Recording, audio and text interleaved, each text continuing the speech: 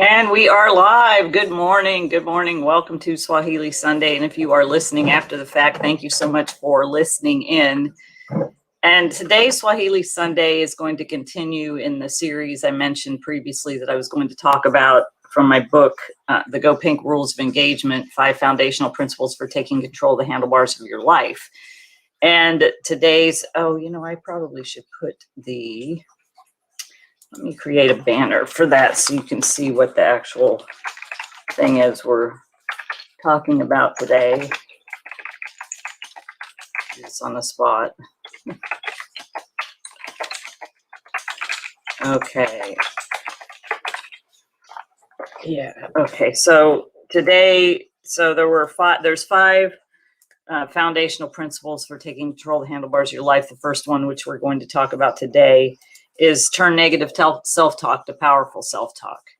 And before we jump into that, I'll give you a little update on the ladies. I think yesterday was 31st. I need to get with Layla to see what the president decided as far as continuing restrictions for people in Kenya. I didn't look that up this morning. George is up here. As you can see his tail right here. He likes to get off of the stuff, George. He's been very clingy. So many of you know I've been taking care of, no, you got to get off that, dude. I've been taking care of my son's dog while he was away, and he's back now. So George hasn't been able to cling to me as much. And so now he's being very clingy. So he's like right here, like he's right there. And I'm surprised Meow Mix hasn't jumped up here to be on camera. She usually likes to be on camera.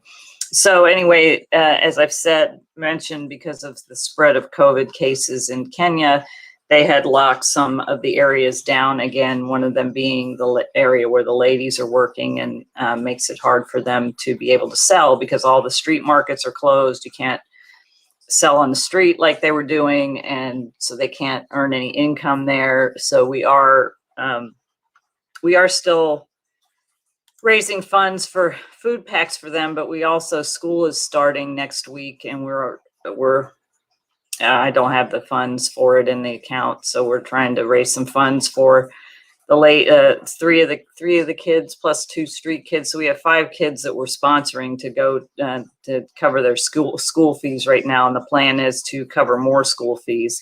So if you're inclined to donate for food packs or for school fees, any amount will help. It is a nonprofit 501c3. So basketsandbeadskenya.org. I'll mention it again at the end in case you are interested in that. I just got back from Vegas. I went to Vegas Friday and came back yesterday for the celebration of life ceremony of Shirley Hunt, my friend Shelley Hunt's mother, who passed away earlier this year.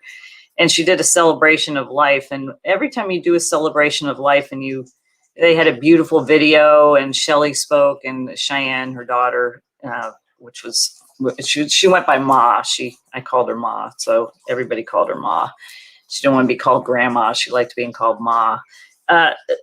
They shared, and also Bob Proctor shared just some tidbits about them, what they learned from her, and how their lives interacted. And it just makes you think of how short of a time we really have here, and to not take any of it for granted. And it's easy to take for granted when you get caught up in the day-to-day busyness of life.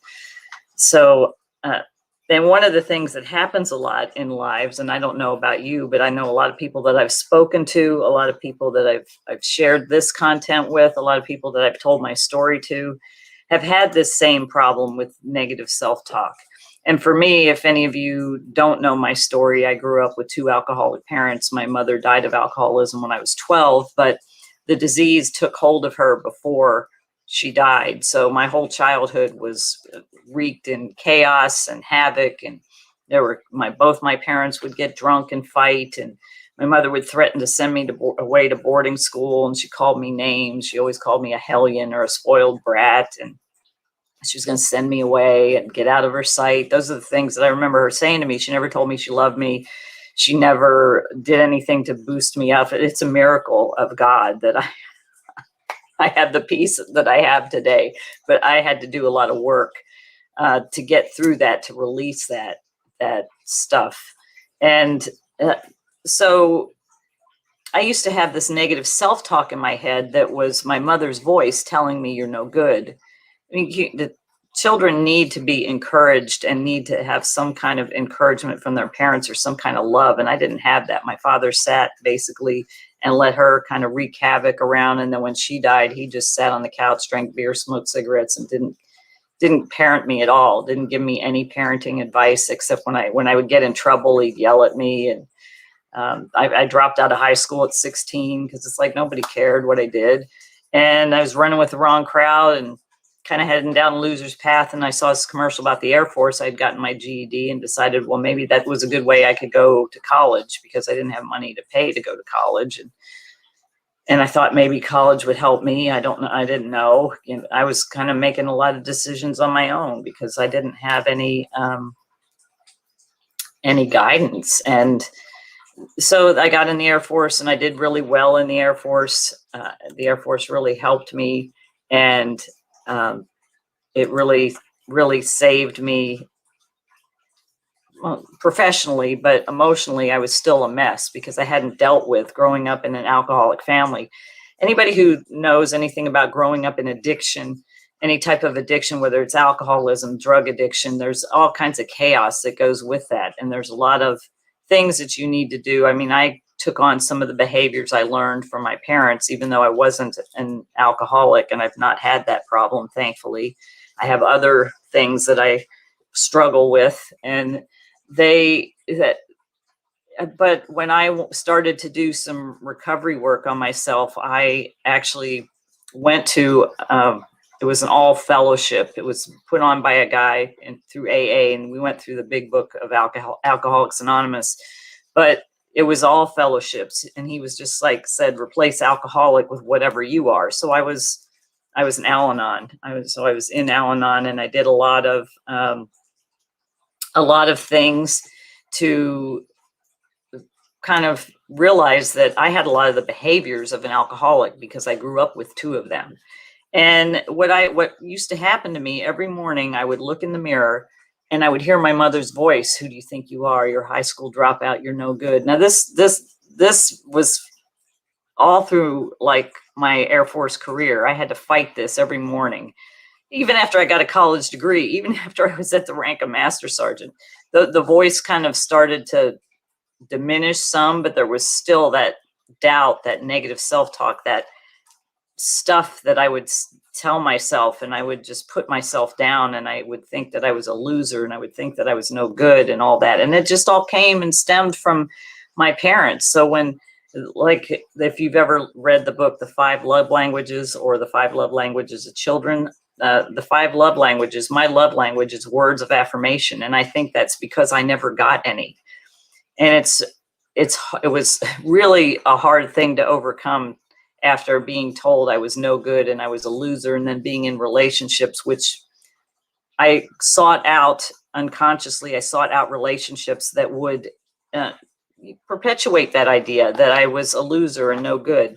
So the negative self-talk I had in my head was constant, daily, day in, day out. It's something that I really had to, when I started to do the work to heal from all of that, it was something that I had to work really hard to overcome and get past, and replace it with tools that would turn the negative self-talk to powerful self-talk that would uplift me. Does that stuff still come at me sometimes? Yes, because there's a scripture that talks about putting on the full armor of God so you can fight the fiery arrows of the devil. Well, we were talking about this in my veterans group on Wednesday at church, that the devil knows which fiery arrows to throw at you. And he throws the things that I'm no good, that I'm a loser. And if I'm not armored up, those things can hit. And even if I am armored up, things like that still hurt me. Like, for instance, there's a big veterans conference that I got rejected for. And it just, or somebody else might think, oh, so what? No big deal. But to me, it just really hurt because it's like, okay, I'm part of the veterans community and I can't even get the veterans community to support my business. It's like, why does this keep happening? And so I got upset about it. It deals with my self-worth, and I have to fight that. And it's just something that I always have to kind of be armored up against, because it always comes at me to derail me and take me off. But so I wanted to share with you some of the things that I did to actually turn that negative self-talk to powerful self-talk. One of the things I did, we're going to talk about in a little bit, is this life-changing procedure by Zig Ziglar. And if I'm going to read it in a little bit, if you want a copy of this, you can PM me or email me at eldonna@basketsandbeadskenya.com. I will put that email, or if Elizabeth, if you could put that email up there, eldonna@basketsandbeadskenya.com, and I will send you one of these. It's also going to be in the blog post on Monday, because Monday's blog is going to be about this too. And I'm going to embed this video in the blog, but I'm also going to write about it and include this life-changing procedure and some things that you can do to turn that negative self-talk around. Because if you don't get a handle on that, man, it can take you out. It can take you out. It can keep you from going forward and doing things. It can keep you from like, oh, I can't do this. I'm going to quit. It could have kept me from going forward. I don't know. I didn't know anything about a fair trade business, and there were a lot of doubts, and I still don't know a lot. I'm still learning every day, but my self-talk could have derailed me and stopped this whole thing that I'm doing in Kenya. Then where would we be? Those women wouldn't have the opportunities to have their products sold here in the US. By the way, I am wearing a primary color paper bead necklace today, and it's very colorful against my navy blue t-shirt. So add a pop of color to your wardrobe by putting a paper bead necklace, all hand rolled by the ladies at Baskets and Beads. Check it out at basketsandbeadskenya.com. Anyway, what I wanted to do today, instead of doing a Swahili word, and Layla, if you're listening, you're probably going to laugh because I'm going to read something from the Swahili Bible and attempt to read it in Swahili like an American that doesn't know Swahili does. So you can get a good laugh out of this. But my favorite scripture having to do with the words that we say to ourselves and to others, I think it's primarily meant for others, but I've also considered it to be for ourselves, is Proverbs 16:24, which says, kind words are like honey, sweet to the soul and healthy for the body. And I'll read that in Swahili, which is I don't know if it's Mithali 16:24. Maneno yapendenzeo ni kama sega la asili, ni tamu nafsini na afya mifupani. That's, hopefully I said that right, which is kind words are like honey, sweet to the soul and healthy for the body. And think about that. Okay, kind words, yeah. I have a sign up here that says be kind right up here over my desk, because Jinga means idiot in Swahili. And I have a hard time when people are just idiots. Like you send them something and they don't answer the question you send, or that you send them the information and they ask you for the information. It's like, oh my gosh, I have to be kind. I have to understand where this person's coming from. I have somebody I'm dealing with that does not seem to be able to respond appropriately to emails. They want to talk to me on the phone, and I send an email before I start my job, and I can't talk on the phone during the day because I have a job. I have to do a job, and it's very interesting. I want to talk to you. No, you don't need to talk to me. It's right here in writing. I don't understand. So I have to say kind words instead of not so kind words. So when you say, and you turn it into yourself, think about this. Okay, if kind words are like honey, if that's sweet to your soul and healthy for your body, whether it's to somebody else or specifically to yourself, because we're talking about self-talk today, what do unkind words do? What do words do? You've probably seen the experiment, the water experiment, where they said kind words to water and they said nasty words to water, and what it did to the water molecules was incredible.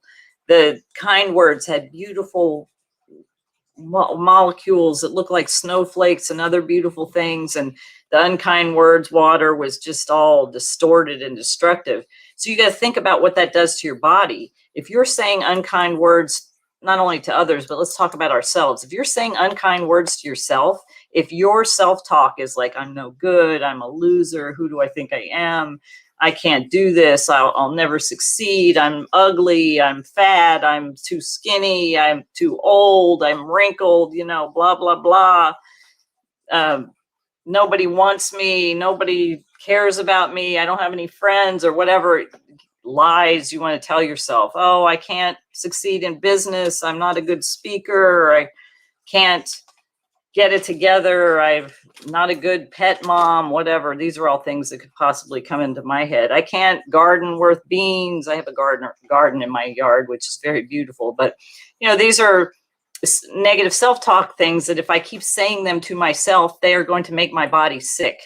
And that's why it's very important, not only what you say to yourself, but what you watch, what you put into yourself. I watch very little news. I'll look at a couple of things just to see what's going on, especially with COVID. Are we closed down? Do we got to wear masks? Do we not? What's happening there? Maybe some things in the economy. Most news is just meant to sensationalize and get you sucked into all that. And then even on social media, on any like Facebook, Instagram, even LinkedIn, YouTube, what kind of things are you watching? Like, you can go through YouTube. One of the things I like watching on YouTube is van conversions. I have this thing I want to do. I want to do van conversion one day and travel around. And so I watch a lot of those videos where they show people's van conversions or schoolie. I'd like to get a little mini school bus and completely trick it out and drive around and travel. And that's just something I'd love to do. But it would have to be kind of a bougie, upscale kind of. It'd have to have AC and heat. I would insulate it, and I'd have to have a shower and a toilet in there and things like that. So I'm watching these positive videos about that, and every now and then I'll watch a video because I'm a conservative. I'll watch somebody's commentary just to see what they have to say. But I limit myself on that stuff because it can get pretty down the rabbit hole kind of thing. So, but when you go to that, or another one I like to watch is,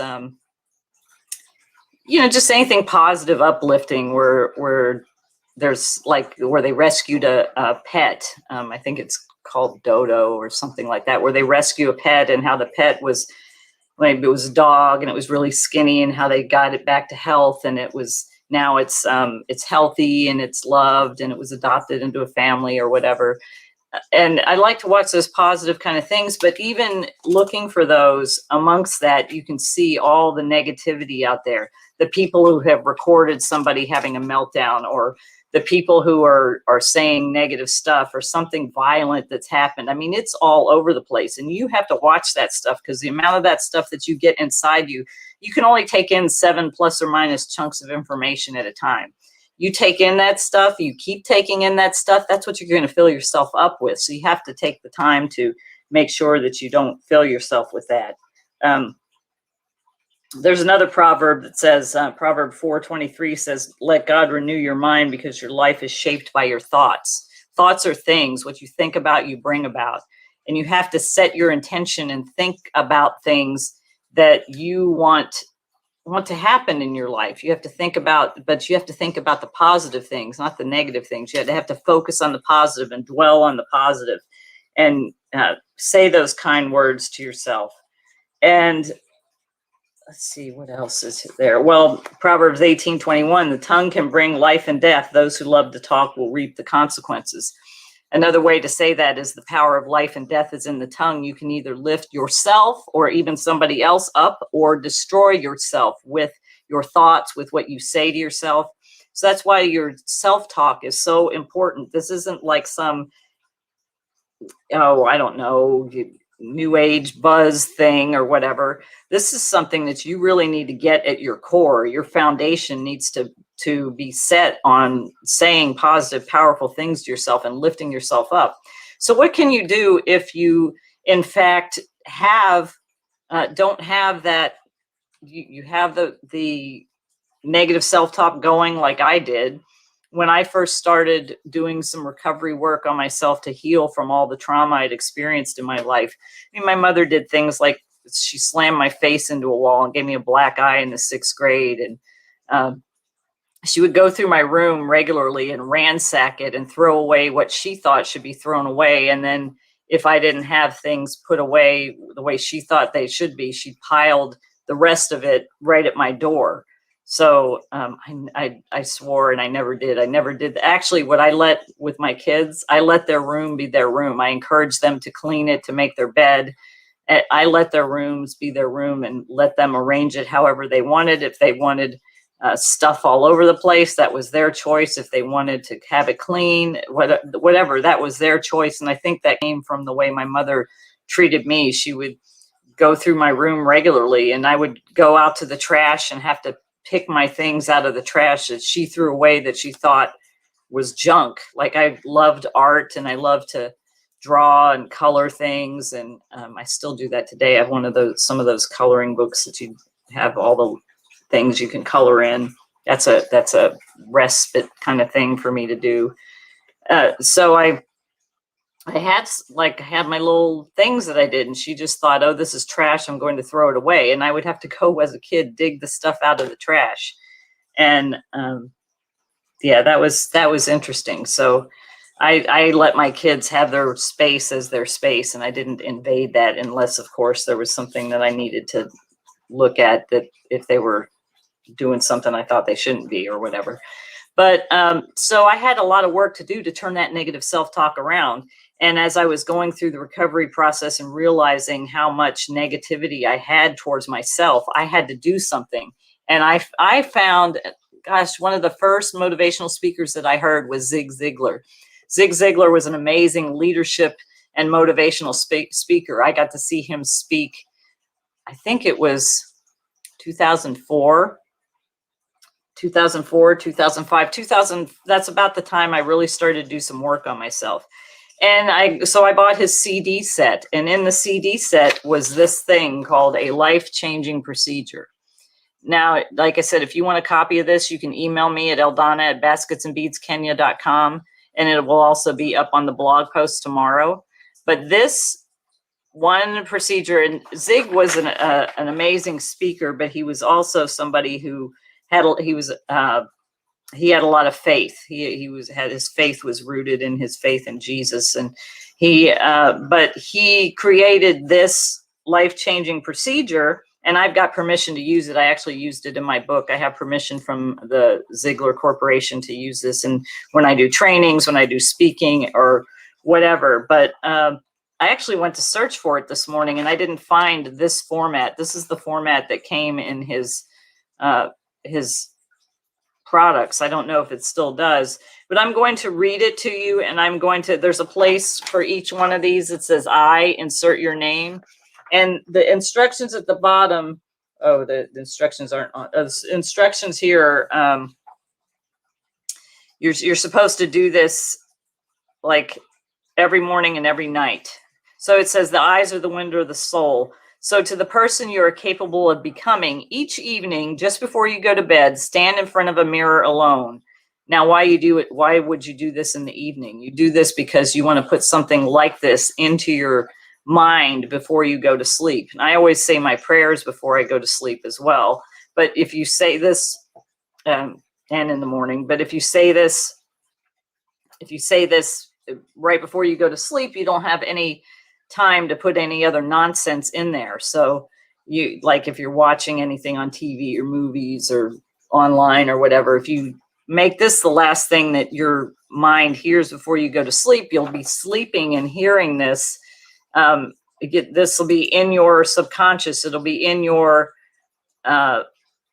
body, and you'll be able to hear this. Your body will receive it. Your cells will receive it. Just like the water experiment, your body is made up of cells, and your being will hear this. And you'll go to bed with this on your mind. And then you look at, and in the first person present tense, you look yourself in the eye. So you look in the mirror. When I do this with people, I used to have them do it to each other. say it to each other, but it's a lot harder to say it to yourself. So I actually hand out mirrors to people and have them look at themselves, go to a corner of a room and look at themselves and say this to themselves. Look at yourself in the eye and repeat with passion and enthusiasm paragraphs A, B, C, and D. It's just all the paragraphs here. Repeat this process every morning and every evening from this day forward. Within 1 week, you will notice remarkable changes in your life. After 30 days, there's another little add-on to it you can contact me for. But I did this for like 90 days straight, and I still do it now and then when I start to get that, because I've done a lot of work and I have a good grip on the negative self-talk. It doesn't come up like it used to. This really stopped it. I used to remember when I would hear that, I would hit my hand on the steering wheel of my car and be like, stop it. And then I found this and I started saying this to myself, and it changed my whole belief system about who I was.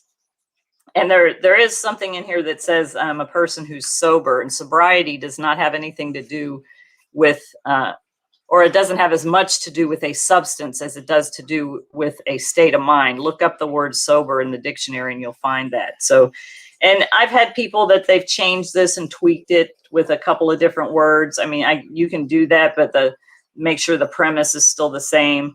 But I think this still holds true. I think he probably created this early on in his career. And actually, he tells a story about somebody who stole a package of his CDs, a CD set when there were still CDs, and tell you how long ago that was. And he actually, the guy went home, opened them up, had this, started saying this to himself. And after about a week of saying this to himself, he contacted the Ziegler Corporation and asked to pay for those CDs because he couldn't live with himself because of what this had done. It made him feel like, okay, I'm not an honest person. I've been dishonest. So he went and made that right. So I'm going to read this. It says, your name. I'm going to insert my name, but you would insert your name and just listen to the words. These are the words that you would be saying to yourself. And I'm kind of looking at myself in the camera here. So this is kind of what you do. You hold it up and you look in the mirror. And I, Eldonna Fernandez, am an honest, intelligent, organized, responsible, committed, teachable person who is sober, loyal, and clearly understands that regardless of who signs my paycheck, I am self-employed. I am an optimistic, punctual, enthusiastic, goal-setting, smart-working self-starter who is disciplined, focused, dependable, persistent, positive thinker with great self-control, and am an energetic and diligent team player and hard worker who appreciates the opportunity my company and the free enterprise system offer me. I am thrifty with my resources and apply common sense to my daily tasks. I take honest pride in my competence, appearance, and manners, and am motivated to be and do my best so that my healthy I can speak and read. My healthy self-image will remain on solid ground. These are the qualities which enable me to manage myself and help give me employment security in a non-job security world. I, Eldonna Fernandez, am a compassionate, respectful encourager who is considerate, generous, gentle, patient, caring, sensitive, personable, attentive, fun-loving person. I am a supportive, giving, and forgiving, clean, kind, unselfish, affectionate, loving, family-oriented human being, and I am a sincere and open-minded good listener and good finder who is trustworthy. These are the qualities which enable me to build good relationships with my associates, neighbors, mate, and family. I, Eldonna Fernandez, am a person of integrity with the faith and wisdom to know what I should do and the courage and convictions to follow through.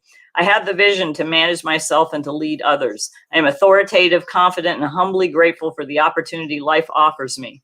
I am fair, flexible, resourceful, creative, knowledgeable, decisive, and an extra miler with a servant's attitude who communicates well with others. I am a consistent, pragmatic teacher with character and a finely tuned sense of humor. I am an honorable person and am balanced in my personal, family, and business life and have a passion for being, doing, and learning more today so I can do and have more tomorrow. These are the qualities of the winner I was born to be, and I am fully committed to developing these marvelous qualities with which I have been entrusted. Tonight, I'm going to sleep wonderfully well. I will dream powerful, positive dreams. I will awaken energized and refreshed. Tomorrow is going to be magnificent, and my future is unlimited. Recognizing, claiming, and developing these qualities, which I already have, gives me a legitimate chance to be happier, healthier, more prosperous, more secure, have more friends, greater peace of mind, better family relationships, and legitimate hope that the future will be even better. And in the morning, well, today is the morning, so you would add this. These are the qualities of the winner I was born to be, and I will develop and use these qualities to achieve my worthy objectives. Today is a brand new day, and it's mine to use in a marvelously productive way. That's quite a lot of things to say, but I tell you, after saying that, because I haven't done that in a while, I can feel it in here. I can feel how it empowers me to believe in myself and believe that any negativity that happened to me. I posted a comment by Nightbird, and if you haven't seen that that audition on America's Got Talent, go to YouTube and put in Nightbird, and she has a lot of great things to say. But one of the things she said is, "I'm so much more than the bad things that happened to me." And I can definitely say I've had a lot of bad things happen to me, from my childhood to assault and abuse in the military and sexual harassment and other things that happened to me after I got out of the military. But I am so much more than those things. And those things were a blip on my life. I'm not going to let those bad things ruin the possibility of me having a good, happy, joyous, and free and productive life. I have peace of mind, and my peace of mind started with this little life-changing procedure and the other work that I did. I've coached a lot of people using this to have a better view of themselves, feel better about who they are, be more uplifted and empowering for themselves. And I just felt led to actually share all these every week with you. This week being turned negative self-talk to powerful self-talk. Next week is going to be release resentment, which is another powerful thing. Because if you have resentment in your body, in your mind, you cannot get to a place where you feel peaceful, happy, joyous, and free. And I can honestly say, even though life is still a struggle, there's still things that happen. I would love for baskets and beads to be more. I mean, I don't have enough funds in the account to fund both the food packs and the 5 kids for school fees that I want to fund, and more going forward. I want to make sure all of the children that are ladies, that until they can really start earning income and cover all those costs, that their children have an opportunity to go to school and get educated, which is, so I get down about that. Again, basketsandbeadskenya.org if you want to donate to that. But I get down about the fact that it's just not there yet. It's just not where I want to be. But that doesn't mean that I'm a loser or I'm a horrible person or I've done anything wrong. And even if I do screw up and make a mistake, I'm human and it's okay. I mean, I have to do the things to make it right. I can't do something that may harm somebody or say something nasty to somebody if I do, or do something dumb or whatever. I mean, I'm human. I've done things like that before. I don't do that regularly, thankfully, but I'm human. I slip up sometimes, but I make it right. So it doesn't stay in here. I'm not carrying it in here. And it's not something that's then going to fire at me and tell me I'm no good and I'm this and I'm that and whatever. But let me tell you, doing this twice a day, I did this twice a day for 90 days in the beginning. And now I have it in my bathroom, and I don't do it every single day. Maybe I should start doing it every day again. But just doing it that one time, just reading it here for you, makes me feel better inside about who I am, knowing that God didn't make junk. God made me a special person and gave me special qualities and special gifts, just like he did you. Each and every one of us have a special gift that we can use. You may not have the calling to go serve people in Kenya. I mean, when it first came upon me that I was going to serve these women, I'm like, God, could you have called me somewhere a little closer? It takes a long time to get there, but you have a specific purpose for you. Maybe your purpose is just with somebody in your neighborhood or in your family, or who knows, maybe you're called to help animals or called to help children or the homeless or veterans or whoever. Walk in that calling, but you have to get rid of that negative self-talk that tells you you can't do it in order to be able to do it and go forward. So I'm going to leave you with a couple of questions to ask yourself, and this is going to be in the blog post as well. that I will put up that's going to go up tomorrow that I haven't finished writing yet, but I'm saying it on here, so I'm making a commitment that I will write it. So these are some questions to ask yourself. And I do this in my trainings too, and it's very funny to I have people repeat the question back to me. And the first question is, what do I absolutely love about myself? Not like, not just love, absolutely love. What do I absolutely love about myself? I'll share one thing. I love my hair. I love my hair. Like, I am so happy that I let it go. I guess you wouldn't call this gray. I'm happy that I let it go white. I mean, underneath it's gray, but on top it's white. This is my natural color. I love it. That's something I absolutely love about myself. And another thing is that I love my heart for the ladies in Kenya and for my animals. I love that I'm able to have a nice garden. Those are some things I absolutely love about myself. Not like, you have to say, what do I love about yourself? Most people don't think about what they love about them. You have to love who you are before you can give love to anybody else. Another question to think about is, what do I love about blank, somebody? What do I love about my son? What do I love about my daughter? What do I love about one of my friends? What do I love about my cat George? What do I love about him? He's right here. He's loyal. He purrs a lot. He loves me. I love both my kids, their work ethic, their integrity, their stick-to-itiveness, their go-gettiveness, their ability to have critical thinking skills. There's so many things I love about them. So you ask that question to yourself about, what do I love about somebody, and name somebody. And then finally, which maybe should be first, but you have to love yourself first and love other people before you can actually go and do a service. What have I done to be of service today? Now, like I said, that doesn't mean you have to go off to Kenya or some other country, but what have you done to be of service today? Did you walk by the trash and pick it up that somebody left? That's being of service to the planet. That's being of service to your community. Or did you, like I've done sometimes, there are people in my neighborhood that leave their dog poop, and it frustrates the heck out of me that I pick up the dog poop from our dog. Why can't they do the same? But sometimes I'll take an extra bag, and if I see dog poop, I'll pick it up. That's being of service. That it doesn't necessarily have to be some grandiose thing. Or maybe you let somebody in. Okay, if any of you are listening from Southern California, you know this, on the freeway, there's this game that we play here in Southern California of not letting anybody in on the freeway. So somebody puts on a blinker. You wonder why people, I was asked by somebody who doesn't live here, why don't people use blinkers here? Because when you put on a blinker that says you're going to turn, I still do it anyway, but you'll see the person behind you floor it to catch up and cut you off. So you might just not have that, oh, I'm not going to let you in, and just back off and let them in. That's being of service. That could actually prevent a road rage incident. So some way, how have you been of service? So what do I absolutely love about myself? What do I love about, pick one person, and what have I done to be of service today?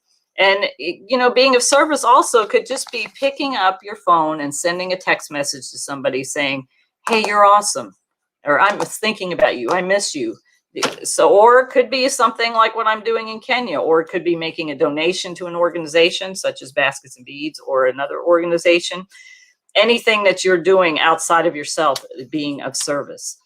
So again, I'll just close with, if you are interested in the life-changing procedure, and if you're joining after I talked about that, you can go back and listen to me read this. This is going to be in the blog post that's released tomorrow, or you can contact me at Eldonna at Baskets and Beads Kenya, and I'm happy to send you a copy of this. And I'd love to hear your progress with this, because anybody who's actually taken this on and done this for, that reminds me, I know somebody I'm going to send this to right now. Anybody who's done this and actually taken it on and done this for at least 30 days, I did it for 90 straight and then sporadically. And I've been doing it sporadically since 2005. I've been using this tool since 2005. I haven't changed it. Some people do, but this is something that will turn the negative self-talk in your head away. It will stop it. I am living proof of that, because I had so much of that coming at me, and I had to do something to actually stop it. So if you Want that, you can email me again if you want to donate for our school kid fees or our food packs, because they're still locked down over there. As far as I know, I think they were supposed to make a decision about that this weekend, so I'll have to go research and see if they did. But given the fact that a lot of other countries are still locking down, or like we're here in the US requiring masks again and things like that, I would expect that their restrictions are going to continue, which means that we will still be providing food packs for the long haul until their sales get up over there and our sales get up over here. So awesome sauce. All right, everybody. Next week, like I said, we're going to be focusing on releasing resentment. And resentment is the poison that we take that we think kills other people, but it really kills our spirit. So join me next week, and then also join me for Fair Trade Friday. Until then, you guys have a great week, and it was so good to be here today. Nakupenda.